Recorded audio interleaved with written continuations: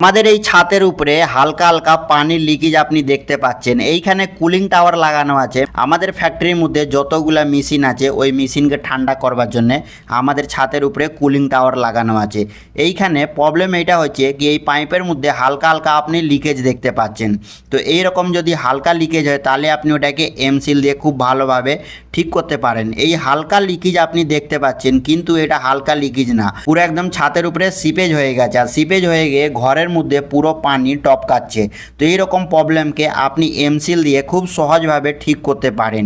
কিভাবে আপনাকে করতে হবে, তো এই কাজকে আর কি এই যে পাইপের মধ্যে লিকেজকে ঠিক করবার জন্য আপনাকে আগে এই যে পানি সাপ্লাই বন্ধ করে দিতে হবে। পানি সাপ্লাই বন্ধ করে দেওয়ার পরে যখন আপনার পাইপ একদম ভালোভাবে শুকনো হয়ে যাবে, শুকে যাওয়ার পরে এমসিলের মধ্যে দুটো থাকে, ওই দুটোকে প্যাকেটের ভিতর থেকে খুলে নেবেন। খুলে আর আপনাকে খুব ভালোভাবে ওইটাকে মিক্স করে দিতে হবে। যতটা আপনার প্রয়োজন আছে ততটা এমসিল নেবেন, নিয়ে আর খুব একদম ভালোভাবে এটাকে মিক্স করে দেবেন দুটোকে। তো আসুন আমরা এইখানে ফটাফট এই এমসিলকে মিক্স করে নিই। আর মিক্স করে যেইখানে পাইপের উপরে লিকেজ হচ্ছে তো আপনাকে কিরকম বসাতে হবে ওইটাও আমি দেখে দিচ্ছি। তো যেইখানে আপনাদের পাইপের উপরে লিকেজ হচ্ছিল ওইখানে গোল একদম টিক্কি মতন তৈরি করে আর খুব ভালোভাবে ওই গ্যাপের মধ্যে আপনাকে ভালোভাবে একদম চেপে বসিয়ে দিতে হবে।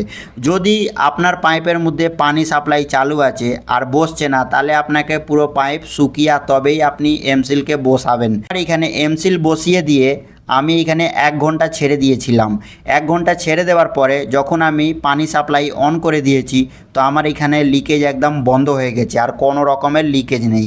আপনি দেখতে পাচ্ছেন কি আমরা এখানে পানি সাপ্লাই কুলিং টাওয়ারের মধ্যে অন করে দিয়েছি, আর এইখানে পাইপের মধ্যে কোনো রকমের লিকেজ নেই। কেন? ইনপুট পানির জন্যে আমরা এই পাইপকে ইউজ করি। ওইখানে যে বালবার লাগানো ছিল তার পাশে হালকা লিকেজ হচ্ছিল, জানি না কেন হচ্ছিল, কিন্তু এরকম যদি লিকেজ হয় আপনি এমসিল দিয়ে খুব সহজভাবে ওইটাকে বন্ধ করতে পারেন। তো আমরা এইখানে এই লিকেজকে বন্ধ করে দিয়েছি। আমাদের এই পাইপ 3 ইঞ্চি মোটা সাইজের ছিল। তো এই রকম ছোটো মোটো যদি আপনাদের পাইপের মধ্যে লিকেজ হচ্ছে পানির পাইপের মধ্যে, ওইটাকে আপনি এমসিল দিয়ে খুব সহজভাবে রিপেয়ার করতে পারেন আর লিকেজ বন্ধ করতে পারেন।